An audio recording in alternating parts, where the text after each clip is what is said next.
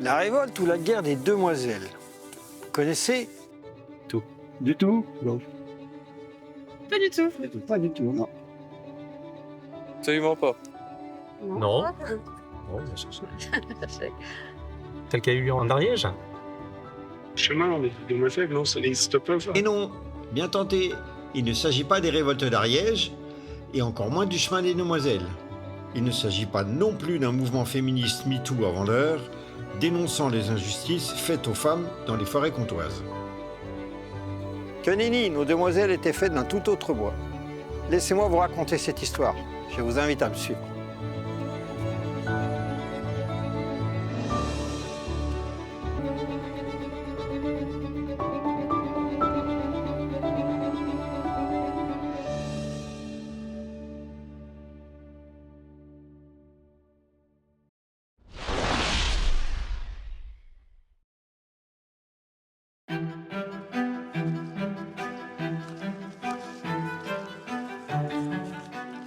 Notre histoire commence il y a plus de 1000 ans, dans cette majestueuse forêt qu'est la forêt de Chaux.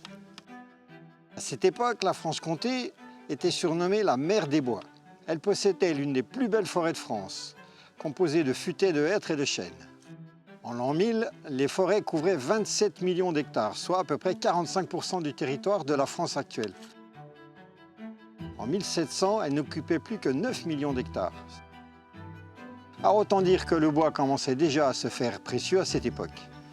Alors revenons à notre point de départ, aux alentours de l'an 500. Clovis est roi des Francs, Gondebaud est roi des Burgondes.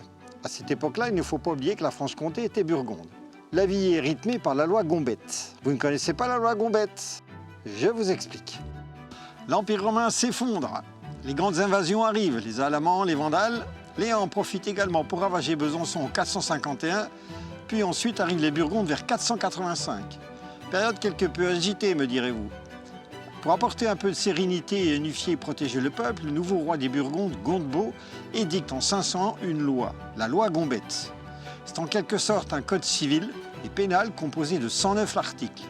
Cette loi aborde des sujets divers allant de l'emploi de la violence au rapt des jeunes filles, de la perte des dents jusqu'aux insultes faites aux femmes.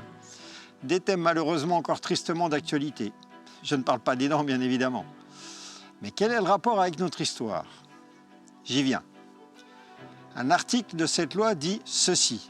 Si quis, tam Burgundio quam Romanus, in sivla communi exartum fecerit, aliud tantum sparide silva hospiti suo consignet exartum, quem fecit, remota hospitis commotione possideat. Je n'aurais pas mieux fait. En plus simple, toute personne qui défriche un espace dans la forêt se voit accorder un espace équivalent par le propriétaire déjà présent. La forêt appartenant en effet aux premiers occupants, tout nouvel arrivant devient donc copropriétaire. Cela lui permet d'avoir de nouveaux voisins, mais surtout de bénéficier de ressources de cette forêt. Ainsi est né le droit d'usage. Il s'ancrera profondément dans les traditions des populations locales. C'est super, non? Oui, mais ça, c'était avant.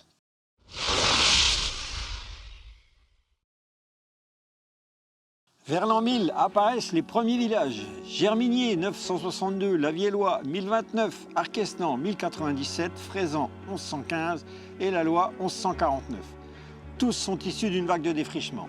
À cette époque, la forêt est vitale. Le bois est une source d'énergie essentielle. Il est également le matériau de construction principal de l'époque. Son sol est également riche en silice et en argile. Elle fournit également des fruits sauvages tels que les pommes, les noix, les noisettes, les champignons, les framboises, ainsi que le gland des chênes, qui sont une alimentation précieuse pour le nourrissage des porcs. Elle sert également de pâturage pour le bétail, les vaches, les chevaux, les chèvres, qui en retour fournissent viande, lait et fromage. Jusque-là, tout va bien. 1274, les droits d'usage étaient énoncés ainsi. En toute manière de bois pour maisonner et pour mare, bois pour les tonneaux, pour paissons de leurs porcs, pour pâture à leurs bêtes et morbois, mais avec l'interdiction de trancher celui-ci. Au fil du temps, les seigneurs et les propriétaires de la forêt octroyaient des droits d'usage. Pour n'en citer que quelques-uns, Jeanne II de Bourgogne confirme les droits d'usage de Belmont en 1323 et ceux de Dole en 1339. Philippe II le Bon, le fils de Jean sans peur, mais pas sans reproche, confirme les droits d'affouage et de pâturage en 1423 pour les villages de la Loire, le Gros-Buisson et d'autres encore. Il accordera également les droits d'usage à Orchamps en 1443 et ceux de Liel en 1454. Même lorsque la Franche-Comté, ou plutôt le comté de Bourgogne, change de gouvernance, les droits d'usage seront confirmés. Ils continueront à être octroyés par la suite à de nouveaux villages. Ainsi, Charles Quint accordera-t-il des droits à Courtefontaine et à Crissé en 1530. Droit confirmé par le roi Philippe IV d'Espagne en 1622. Sympa quand même les Espagnols. 1668, le drame. La Franche-Comté est vaincue. Qu'allait-il devenir de nos droits d'usage? Lors de la première capitulation de Dole et de Besançon en 1668, Louis XIV déclara sous serment et sur les Saints Évangiles, rien de moins, que tous les droits demeureront en Franche-Comté, incluant les privilèges, les franchises et les immunités. Il réitéra solennellement ce serment lors des secondes capitulations de 1674.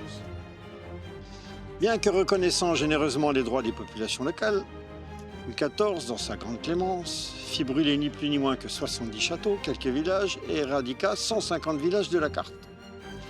Histoire certainement de calmer toute velléité de rébellion pour quelque temps. Effectivement, ça calme. Nous noterons également que c'est avec une infinie délicatesse et avec beaucoup de modestie qu'il fit inscrire sur l'arc de triomphe qu'il fit construire à Paris pour commémorer la victoire et la défaite des Séquanes. Les Séquanes, ce sont les Francs-Comtois, 2 fois vaincus et brisés. Sequani bis fractis et victi. D'accord, il a gagné. Mais comme plan comme pour s'attacher l'allégeance de ces nouveaux sujets, il faut avouer qu'il y a quand même nettement mieux. Rien d'étonnant si les Francs-Comtois, en plus d'être connus pour leur indépendance, ont comme devise « Comtois, rends-toi, nini ma foi ».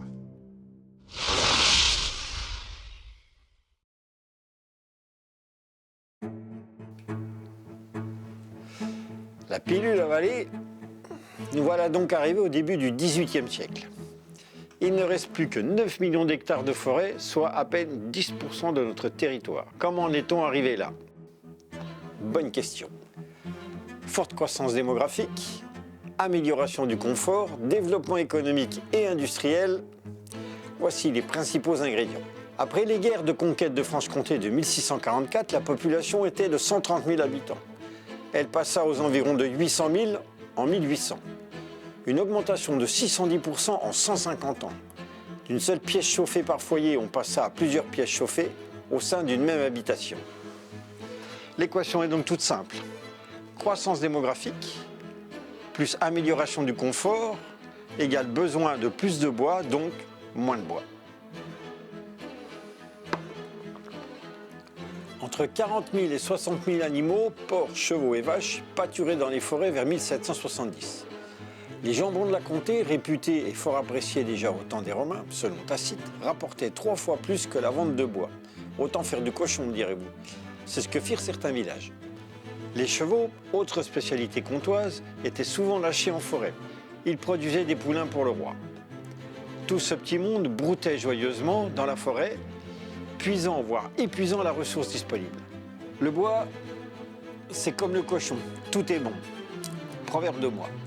Les tanneries utilisaient l'écorce, les cendres de bois étaient employées pour la lessive comme engrais, les salpêtrières avaient des droits sur la bourdaine et le charbon de bois. Cela leur permettait de produire 600 tonnes de poudre à canon par an pour la région. Les vanniers et les charrons prélevaient également du bois. Les sabotiers utilisaient le bouleau, etc., etc. Tous ces petits métiers dépendaient bien évidemment de la forêt. Les verreries, comment ne pas penser en premier lieu à la verrerie de la Viellois? C'est l'une des plus vieilles verreries de France. Elle fut construite en 1290 au cœur de la forêt de Chaux.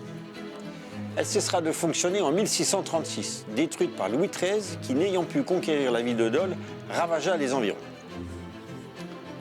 Une nouvelle verrerie verra le jour en 1674 au sein du village. Elle cessera de fonctionner quant à elle en 1931. Aux alentours de 1750, elle produisait environ 300 000 bouteilles par an. Cela nécessitait 40 voitures d'argile, 400 de sable et 7200 stères de bois chaque année. En 1919, la production atteindra jusqu'à 2 millions de bouteilles par an selon certaines sources. Petit aparté culture, seules bouteilles cuites au feu de bois en France, 80% de celles-ci étaient destinées aux grandes maisons de champagne.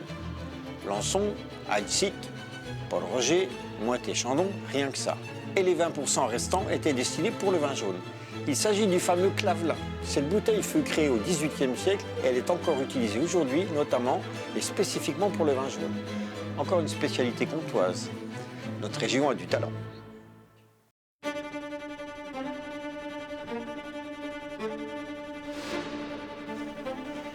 Les forges, les hauts fourneaux étaient de gros consommateurs de bois par excellence. Vers 1700, les forges de Rang consommaient 22 000 stères de bois. Quant à celle de Fraisan, elle consommait environ 60 000 stères, soit 4 fois plus que la consommation en bois pour le chauffage de la ville de Dole. On y fabriquait des instruments agricoles et ménagers, tels que des plaques de cheminée, des outils, des chaînets, des fourneaux, mais également des munitions. Le bois devenait au fil des jours une denrée rare. Comme chacun le sait, ce qui est rare est cher. Des trusts s'étaient formés pour acheter le bois à bas prix, au détriment des populations locales. L'équation, là encore, est toute simple. Prospérité économique plus moins de bois égale augmentation des prix. Conséquence, le peuple comtois a froid, il a faim et il n'aime vraiment pas ça. Plusieurs plaintes et suppliques furent adressées au roi, mais rien n'y fait. Les maîtres de forge, soucieux de prospérité économique, continuèrent à s'approprier le bois de la forêt de chaux. Souvenez-vous, le bois, c'est comme le cochon. D'autres parties du bois, comme le bois des taillis ou des houppiers, c'est-à-dire la partie supérieure des arbres, étaient utilisées par d'autres industries, des industries dites de la terre, comme par exemple les poteries artisanales, celles de Plumont et des Trepigné notamment, les tuileries, telles que celles de Santan, d'Azan, de Goux, celles du Temple ou encore d'Arquesnan, pour les plus proches. Au total, il y en avait plus de 47 répartis dans toute la région. Tout cela commence à sentir le chaud. Vous ne trouvez pas ?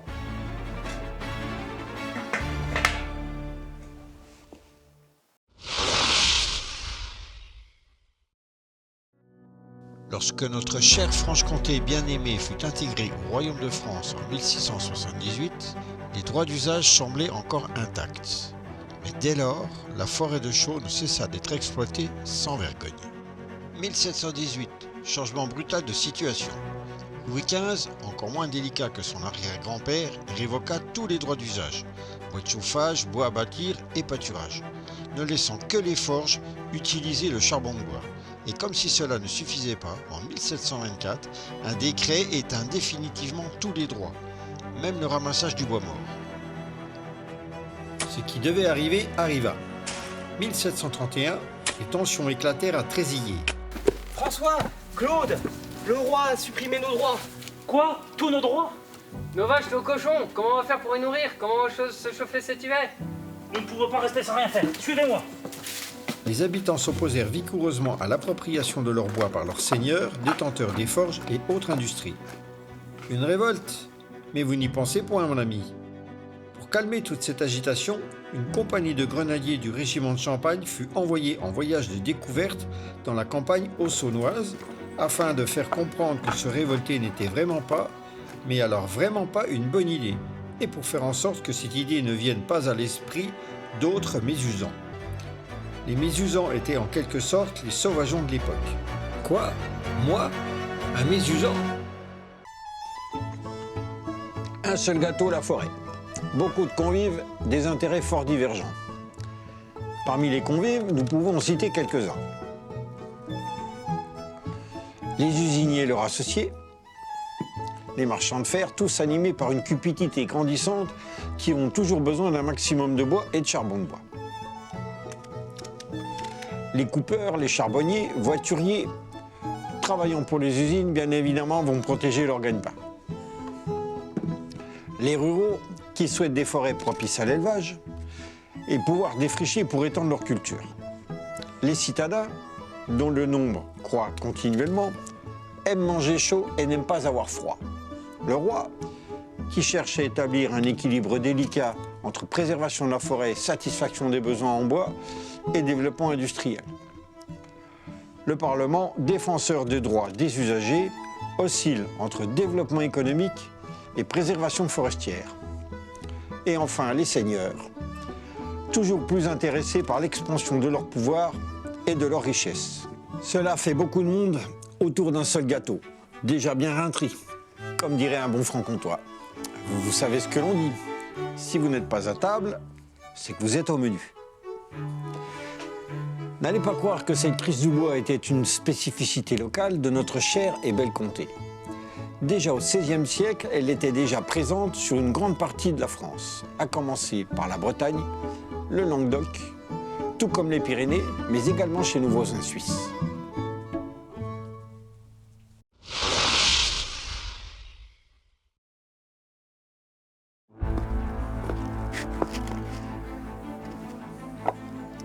Vous entendez ce vent de révolte qui fait trembler les feuilles des arbres? Et ces clameurs, hantez-nous sous bois? Écoutez bien. Privés de bois, les paysans se décidèrent donc à la révolte. L'ensemble des griefs accumulés au fil du temps provoqua en 1765 une véritable rébellion. Alors c'est notamment l'attitude des maîtres de forge qui mit le feu aux poudres. Ils accaparèrent toutes les cours, privant ainsi les artisans locaux et les paysans de toute ressource en bois. Plus de 200 hommes dans les villages de Rans, des Trepigniers, de Our et de la Bretonnière décidèrent donc de passer à l'action. Entrés en rébellion, ils se cachèrent donc dans les villages de la forêt de Chaux. Le roi n'a pas le droit de nous priver de nos droits. Comment va-t-on se chauffer et se nourrir? Le roi n'est pas seul responsable. Il n'a fait qu'écouter les maîtres de forge qui en veulent toujours plus. Ils se servent sur notre dos. Il faut agir si nous voulons survivre. Et maintenant? Afin de ne pas être reconnus, les villageois se déguisèrent, du moins se donnèrent l'apparence de femmes.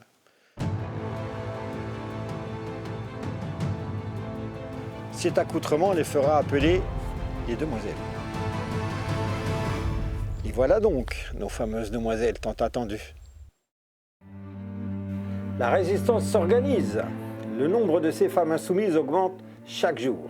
C'est le visage noirci ou masqué, je dis elles par respect pour nos demoiselles, qu'elles se rendent dans la forêt de Chaux par petits groupes.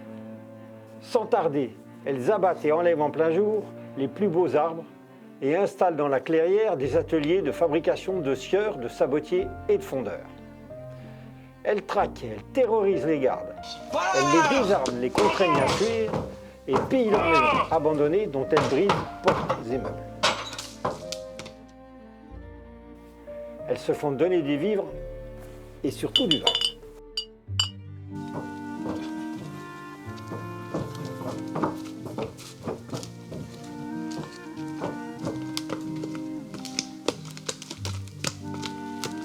Personne ne volera notre bois! Vous entendez?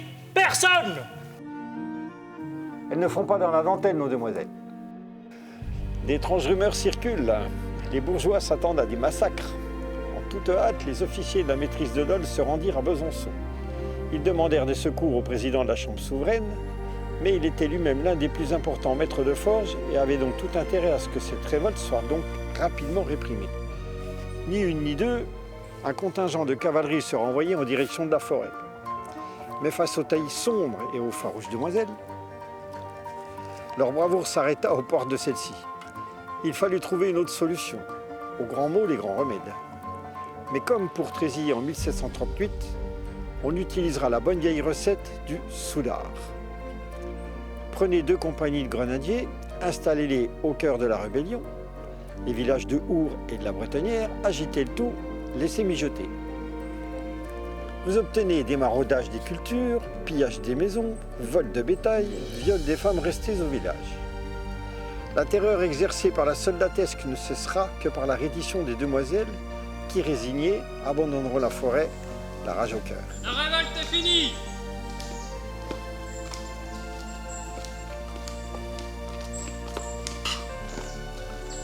Tout est perdu.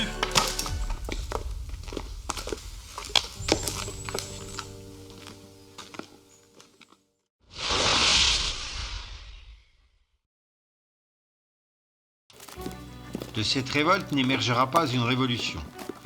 Il s'en suivra toutefois de nombreuses condamnations à des années de galère. Le Parlement de Besançon prendra un arrêté pour interdire et réprimer tout futur trouble. Toutefois, cette défaite n'est qu'apparente. Afin de calmer les esprits, un arrêt du Conseil accordera à chaque communauté riveraine de la forêt de Chaux, soit 27 communes, une certaine quantité de bois annuel dont la livraison sera faite régulièrement à partir de 1767. Pour l'anecdote, le village des Trepigniers se verra attribuer environ 4 stères par ménage, alors que les villages de Our et de la Bretonnière recevaient quant à eux 6 stères par ménage. Mais pourquoi une telle disparité? En fait, c'est tout simple. Comme a dit William Cooper, un célèbre poète anglais du XVIIIe siècle, « Celui qui crie le plus fort a toujours raison ». Et oui, les villages de Our et de la Bretonnière ont été à la pointe de la contestation.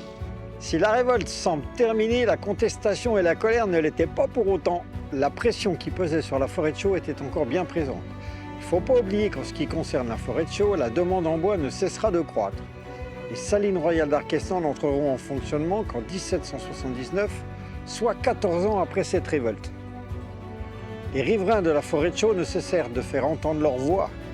De nombreux cahiers de doléances, rédigés en 1789, témoignent de la vigueur avec laquelle ils s'élevaient contre les lois forestières. Ils demandaient le retour aux anciennes lois comtoises. Le retour au droit d'usage, tout simplement. En comtois, tête de bois.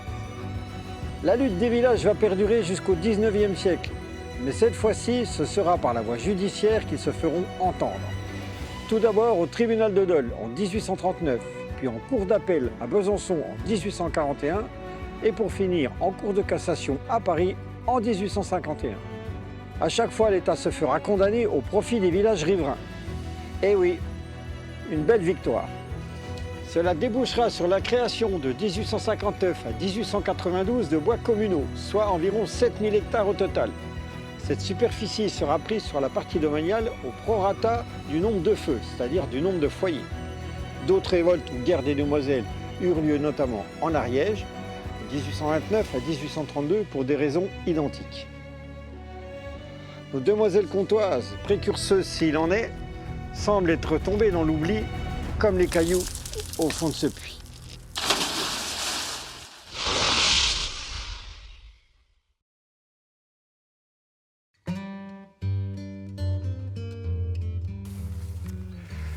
Comme d'autres francs-comtois, tels que Victor Hugo, Génie d'Héricourt, Charles Fourier, Gustave Courbet, elles se battirent à leur façon pour plus de justice et pour un meilleur partage des richesses. Chapeau bas, mesdemoiselles.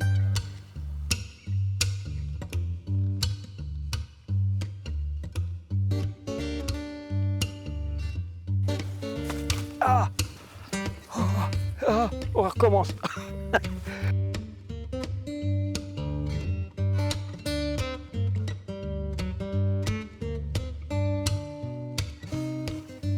Je peux avoir le texte, s'il vous plaît?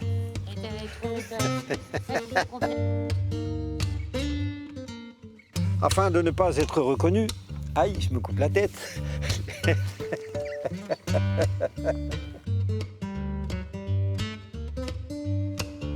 Compagnon, le roi n'est pas seul responsable. Merde. Il n'a fait qu'écouter. Il faut agir si nous voulons survivre. Exactement.